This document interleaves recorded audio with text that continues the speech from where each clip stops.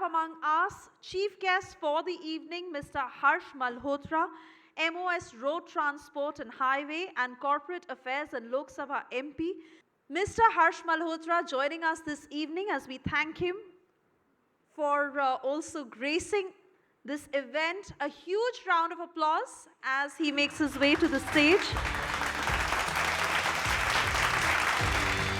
We are waiting to hear from him on his thoughts, and of course in conversation with him is our editor, Law and Governance, Rhythm Anand Bhardwaj. A very good evening to everyone. It's our proud privilege to have our chief guest, Mr. Harsh Malhotra, Union Minister, also with us. Namaste, sir.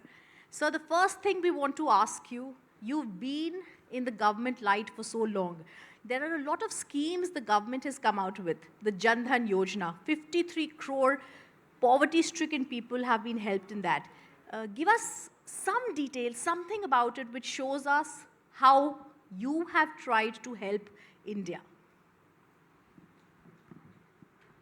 2014 में जब प्रधानमंत्री नरेंद्र मोदी जी ने लाल किले के प्राचीर से bank account को आधार के साथ जोड़ने की बात की थी, तो समाज के और पॉलिटिकल बहुत से लोगों ने थोड़ा सार्कास्टिकली बोला था कि प्रधानमंत्री लाल किले के प्राचीर से क्या बैंक अकाउंट की स्वच्छता की बात कर रहे हैं। आप देखिए कितना बड़ा गेम चेंजर देश की इकोनॉमी के लिए हुआ, गरीब लोगों के लिए हुआ। आज जनधन योजना के 10 साल पूरे हो रहे हैं। जनधन योजना का मतलब जीरो बैलेंस का अकाउंट, मतलब उन लोगों का अकाउंट जिनके पास अपना बैंक अकाउंट खोलने के लिए पैसा नहीं है। आज 53 करोड़ लोगों का बैंक अकाउंट है जनधन योजना में, और उसके अंदर लगभग 2.5 करोड़ पैसा उसमें जमा है। और आप सोचिए, जब जनधन योजना के साथ साथ आधार कार्ड को बैंक अकाउंट के साथ जोड़ा जाता है और उसके बाद बैंक अकाउंट को मोबाइल के साथ कनेक्ट किया जाता है, तो कितना बड़ा फाइनेंशियल इंक्लूजन में किस तरह के लोग आते हैं। वो लोग आते हैं जो बिल्कुल डाउन थ्रोडन लोग हैं। आज 73% महिलाओं का सेविंग अकाउंट है देश के अंदर, और अगर कोविड में जनधन अकाउंट का फायदा हुआ तो 20 करोड़ महिलाओं को 3 किस्त 500-500 रुपए की जनधन अकाउंट के माध्यम से, आधार कार्ड जुड़ा होने के माध्यम से उनको उनके बैंक अकाउंट में सीधा पहुंच पाया। और डायरेक्ट बेनिफिट स्कीम जो प्रधानमंत्री जी ने शुरू की, जो सरकार का पैसा सीधा सरकार से लाभार्थी तक जाता है, जैसे किसान सम्मान निधि है, उज्ज्वला योजना की सब्सिडी है या कोई और सब्सिडी है, तो बीच में कोई बिचौलिया नहीं, किसी तरह का कोई करप्शन नहीं।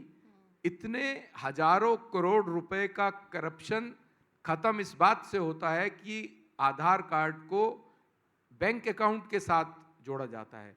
इतना बड़ा फाइनेंशियल रिफॉर्म प्रधानमंत्री जी ने एक स्ट्रोक से करके दिया। जनधन अकाउंट खोलना, जनधन अकाउंट को और बाकी बैंक खातों को आधार के साथ लिंक करना, और आज मोबाइल और बैंक, आपके मोबाइल पर बैंक अकाउंट है, इसको जो इंटीग्रेट किया है, इसके कारण से आज देश की इकोनॉमी में एक बहुत बड़ा हिस्सा इस बात का है कि हम 2014 में देश की इकोनॉमी वर्ल्ड में 11वें नंबर पे थे, और 2024 में आज हम 5वें नंबर की इकोनॉमी है देश की। और प्रधानमंत्री जी का ये सपना है, वो सपना फैक्ट्स के बेस पर है कि अगले 5 साल में देश की इकोनॉमी विश्व स्तर पर 3रे नंबर पर होगी। Amazing, amazing. That's amazing. Mr. Malhotra, as a union minister, you worked very closely in the health department. Today, our Hero of Change awards are also on health. आप क्या कहना चाहेंगे हेल्थ को मद्देनजर रखते हुए, क्या-क्या different schemes हैं? Although I work for road transport and corporate affairs, Yes. लेकिन हेल्थ सेक्टर में प्रधानमंत्री जी ने जो गरीब आदमी के लिए काम किया है वो अमेजिंग है। आप देखिए, आयुष्मान भारत योजना एक परिवार के किसी एक व्यक्ति को एक साल में 5 लाख रुपए तक का इलाज प्राइवेट हॉस्पिटल में भी मुफ्त करने वाली योजना है। लगभग 50 करोड़ लोगों ने उस योजना में अपने आप को रजिस्टर कराया है और 6 करोड़ लोगों को अब तक इस योजना का लाभ मिल पाया है। ये विश्व की सबसे बड़ा हेल्थ बीमा है। अनफॉर्चुनेट बात यह है कि मैं दिल्ली से आता हूं, दिल्ली में रहता हूं, पला बड़ा हूं, सांसद हूं। दिल्ली की सरकार ने आयुष्मान भारत योजना को इनकलकेट नहीं किया है अपनी योजनाओं में। केवल देश में 3 स्टेट्स हैं, उड़ीसा, वेस्ट बंगाल और दिल्ली। अब उड़ीसा उसको करने जा रहा है। मैं आपके माध्यम से दिल्ली की सरकार को भी निवेदन करूंगा, दिल्ली की जनता के भले के लिए आयुष्मान भारत योजना भी लागू करें। आपने कहा जैसे आप रोड ट्रांसपोर्ट्स में ज़्यादा हैं, व्हाट अबाउट हाईवेज? जो प्रोग्रेस इंडिया में दिख रहा है, इट्स मार्वलस। आप देखेंगे कि 2014 से पहले का एक आंकड़ा अगर आपको मैं दूं, देश में 90,000 किलोमीटर के हाईवेज थे। आज वो हाईवेज 1,45,000 किलोमीटर के हैं। मतलब 90,000 से 1,45,000 पिछले 10 सालों में अगर कंपेयर करें उससे 65 सालों का, तो 55,000 किलोमीटर न्यू हाईवेज को कंस्ट्रक्ट किया गया है। और ये हाईवेज केवल कंक्रीट की रोड भर नहीं है, ये देश की तरक्की के हाईवेज हैं।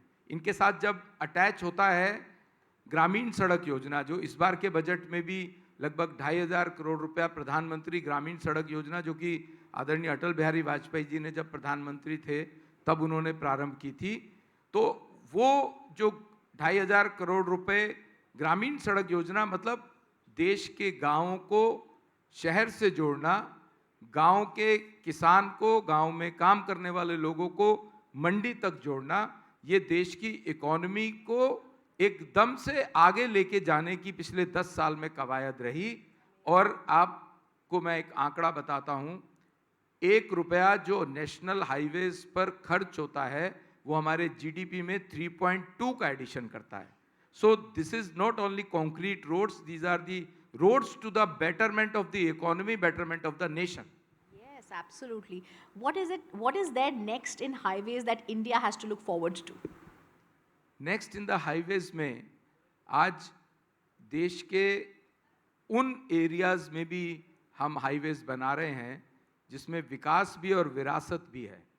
4 धाम यात्रा जो उत्तराखंड की है वो सीमलेस हो और ऑल वेदर यात्रा हो, ये अपने आप में एक वन ऑफ द रिमार्केबल बात है जो मैं हाईवेज पर आपको बताने जा रहा हूँ। हाईवेज का मतलब समझिए, आज दिल्ली मुंबई हाईवे एक्सप्रेसवे जो कंप्लीट होगा, वो पहले 24 घंटे दिल्ली से मुंबई में बाय रोड जाने में लगते थे, जो 12 घंटे लगेंगे।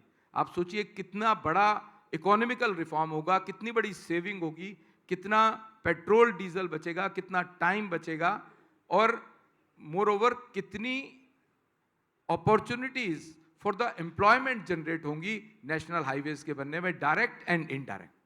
बहुत बड़ी बात है। आपने कॉर्पोरेट अफेयर्स कहा, how do we get foreign investments in corporate affairs sir? What is the progress we are making? FDI को लेकर के बिल्कुल हमारी सरकार बहुत ओपन है और बिल्कुल इनवाइट करती है फॉरेन डायरेक्ट इन्वेस्टमेंट को। वो तो भी होगा जब ईज ऑफ डूइंग बिजनेस होगा। आज हम कॉर्पोरेट अफेयर्स का मतलब जो कंपनीज हैं, आज किसी कंपनी को हमारे देश में इनकॉर्पोरेट होना है, उसको कॉन्सेप्चुलाइज होना है, तो उसको किसी ऑफिस में जाने की ज़रूरत नहीं है। मुझे इस बात का गर्व है कि 2016 में हमारा मंत्रालय कॉर्पोरेट अफेयर्स पहला मंत्रालय था जिसने ऑनलाइन और फेसलेस इनकॉर्पोरेशन या इस तरह की व्यवस्था को प्रारंभ किया। आज किसी को अपनी कंपनी इनकॉर्पोरेट करनी है, वो दिल्ली बैठे हैं, उनकी कंपनी मुंबई बेस है, तो वो दिल्ली बैठे ही ऑनलाइन माध्यम से अपनी कंपनी को इनकॉर्पोरेट करा सकते हैं। जो पहले 1 महीना 2 महीने लगा करते थे, फेसलेस होने के कारण, ऑनलाइन होने के कारण आज 3 दिन में वो कंपनी इनकॉर्पोरेट हो सकती है। और सबसे इंपॉर्टेंट जो मैं ईज ऑफ डूइंग बिजनेस की बात करता हूँ, कंपनी इनकॉर्पोरेट होती है तो उसके लिए बहुत से डॉक्यूमेंटेशन उनको चाहिए, चाहे उनका जीएसटी का नंबर है, बैंक अकाउंट है, उसमें दूसरे सर्टिफिकेट्स हैं, उस काम लाइसेंसेस हैं, वो सब सिंगल विंडो पर 3 दिन में ही कंपनी को इनकॉर्पोरेशन के साथ ही मिलते हैं। 10-12 तरह के लाइसेंसेस हैं जो सिंगल विंडो पर right at that time, 3rd day 4th day मिलते हैं, ताकि वो कंपनी अपना बिजनेस प्रारंभ कर सके। सिमिलरली अगर किसी कंपनी ने स्ट्राइक ऑफ होना है, वॉलंटरी स्ट्राइक ऑफ होना है, तो उसके लिए भी सेंट्रल प्रोसेसिंग सिस्टम प्रारंभ किया हमने, अभी 2023 में प्रारंभ किया। वो अपने नेसेसरी डॉक्यूमेंट्स अपलोड करते हैं, तो जो काम 2-2, 3-3 सालों में स्ट्राइक ऑफ का हुआ करता था, आज वो 60 दिन में, 70 दिन में हो रहा है। तो ईज ऑफ डूइंग बिजनेस में भी मोदी जी की सरकार ने रिमार्केबल प्रोग्रेस किया है। सर, आपके सामने सबसे बड़ा चैलेंज क्या है जो आप देखते हैं और सोचते हैं इस पे मैंने काम करना है? मोदी जी की सरकार का विजन है 2047 में भारत को विकसित करके देना है। तो उसके लिए जो पिछले 10 सालों में काम हुए, आप देखिए पिछले 10 सालों में किस गति से काम हुए, थोड़ा वो भी बताना चाहूँगा। 2014 से पहले देश के अंदर 68 एयरपोर्ट्स थे, जिसमें से कुछ एयरपोर्ट्स अंग्रेजों के ज़माने के भी थे। 14 से 24 के बीच में आज वो एयरपोर्ट 152 होते हैं। 2014 से पहले देश के अंदर एम्स, जो मेडिकल फील्ड के one of the best institutes में से हैं, 7 थे, आज 11 हैं। इंडियन इंस्टीट्यूट ऑफ टेक्नोलॉजी 7 थे, आज 14 हैं। इंडियन इंस्टीट्यूट ऑफ मैनेजमेंट 7 थे, आज 14 हैं। एमबीबीएस की जो सीट्स थीं वो लगभग 50,000 थीं, आज 1,10,000 एमबीबीएस की सीट्स हैं। ये एजुकेशन सेक्टर में कितना प्रोग्रेस किया है। ये जो प्रोग्रेस है पिछले 10 सालों का, ये प्रोग्रेस होने का एक बड़ा कारण है कि गुड गवर्नेंस के साथ साथ भ्रष्टाचार मुक्त गवर्नेंस जो दिया, जिसके कारण से ये संभव हो पाया कि 2014 से पहले हाईवेज बनने की स्पीड 12 किलोमीटर पर डे थी, आज वो 30 किलोमीटर पर डे है। कोविड में जब सब लोग अपने अपने घरों में थे, मोदी जी की सरकार 24/7 काम कर रही थी और रोड और हाईवेज ने वर्ल्ड रिकॉर्ड बनाया। 37 किलोमीटर का हाईवे एक दिन में बना के दिखाया। This is the road of progress for the country. तो 2047 में विकसित भारत के लिए ये जो प्रोग्रेस है पिछले 10 साल की, वो एक बेस है, वो एक आधारशिला है देश को विकसित भारत बनाने के लिए 2047 तक। अमेजिंग। सर, हमारा जो ये प्रोग्राम है हीरोज़ ऑफ चेंज, इसमें हम डिफरेंट फील्ड्स में, चाहे वो एनवायरनमेंट है, एनिमल्स प्रोटेक्शन है, बहुत सारे लोगों ने अपने ऊपर वर्क किया है। आप उन सब हीरोज़ को जिनको आज अवार्ड मिल रहा है, उनको आप क्या कहेंगे? मैं सबसे पहले तो रिपब्लिक को बहुत बहुत बधाई देना चाहता हूँ कि ज़्यादातर टीवी चैनल्स पर पॉलिटिक्स और ऐसी चीज़ें चल रही होती हैं जो देख के कई बार परेशानी भी होती है, लेकिन आप लोग फैक्ट्स उजागर करते हैं, देश में क्या घटित हो रहा है। आपने कुछ हट के, लीक से हट के उन हीरोज़ को सम्मानित करने की आज प्रारंभ किया है। हो सकता है आपने पहले भी किया हो, लेकिन आज आप कर रहे हैं, इस बात की बधाई देता हूँ। और डेफिनेटली जो समाज के डिफरेंट फील्ड्स में, सोशल फील्ड है, स्पोर्ट्स फील्ड है, या किसी भी फील्ड में, कभी कभी पॉलिटिशियंस को भी कर लिया कीजिए, तो उन लोगों को जो आप आज फैसिलिटेट कर रहे हैं, ये really this is a very good initiative, और मैं आपको इस बात के लिए बहुत बहुत साधुवाद देता हूँ। Thank you, sir. I thank the Union Minister for being with us today, giving us lots of details about how the government is doing fantastic work, and also a big congratulations to all our winners. Thank you, sir. In this segment, we will be recognizing outstanding individuals in 5 distinct categories who were picked after thorough evaluation conducted by our esteemed jury members. Without further ado, let's unveil the winners of the first category. Well, our first category is Healthcare Access and Sanitation. And to present the award, I'd like to call on stage Air Chief Marshal R.K.S. Bhadoria and Niranjan Narayanaswamy. Let's have a huge round of applause as we begin with the award ceremony. And the winner in this category of Healthcare Access and Sanitation is Khyati Gupta, founder of Pinkish Foundation. Can we please have you on stage? Khyati Gupta is a strong advocate of menstrual equity and eradication of period poverty. Her organization has made a significant impact by distributing over 3.5 crore sanitary pads in the past 7 years, thereby providing essential supports to more than 4 lakh girls and women throughout India. A huge round of applause for Swati, please. With that, we move on to our next category of awards. This is the award in diversity and inclusion. Let's also have Mr. Major D.P. Singh, Major D.P. Singh and Niranjan to present the next award, please. And well, the winner in the category of diversity and inclusion is Harish Chandra Sude, founder and president, Grameen Shramik Pratishthan. Can we please have Mr. Harish Chandra Sude on stage, please? Harish Chandra Sude has dedicated his life to empowering individuals with physical disabilities, helping them gain the skills and confidence they need to become self-reliant. Through his NGO, he has provided training to thousands of people with disabilities, equipping them to enter the workforce and become financially independent. All right, we now move on to present the third category of this award ceremony, and the third category is in education and skill development. To present the award, I'd like to call on stage Mr. Anand Kumar, founder Super 30, and our esteemed jury member, of course. You need no introduction, sir. Thank you for being here. And of course, we have Sucharita Kukreti with us on stage. So let's have a huge round of applause as we announce the winner in this category. It is Babar Ali, founder and headmaster, Ananda Siksha Niketan.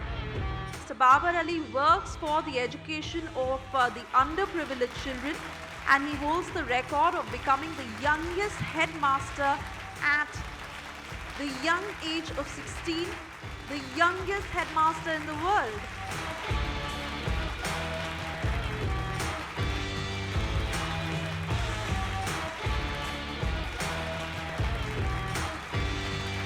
Our fourth category is in the animal well-being and care section, and to present the award, I'd like to call on stage Gauri Molekhi, who is also a renowned animal welfare activist. She is a member of our jury. Thank you so much for being here. And let me call on stage the winner in this category. Put your hands together for Shashikant Purohit. He's the director of Working Animal Project, People for Animals. Mr. Shashikant Purohit, who is the voice of the voiceless animals suffering across India. He runs an animal shelter in Gaurikund, Uttarakhand, and has been active in rescuing animals and providing medical aid to them. And lastly, we in this particular section are presenting the award for environmental conservation. Please put your hands together for Sunaina Sibbil. She's the managing director of Varaha Impact Foundation. Sunaina Sibbil, can we please have you on stage? Let's present the award to Sunaina Sibbil.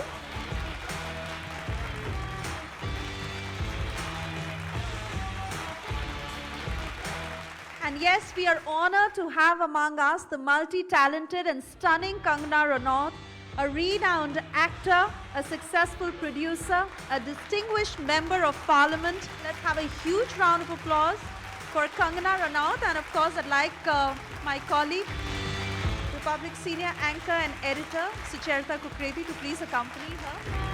We move on to present the next category of awards in this segment. Our first award in this segment is in diversity and inclusion. And let's put our hands together for the winner, as the award goes to Disha Vinod Pandya, founder of Little People India Foundation. With achondroplasia dwarfism, she has been instrumental in upskilling and providing job opportunities for the little people in India.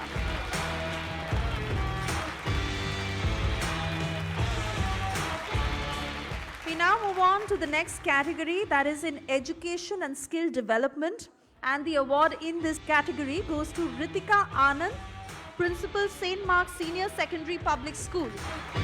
Miss Ritika Anand is a recipient of the prestigious National Award from the Honorable President of India, Srimati Draupadi Murmu. She has also represented India at UNESCO Paris in May 2024. Ms. Anand's social work focuses on improving the well-being of individuals, families and communities to drive positive social change. Let's have a huge round of applause for Ritika Anand.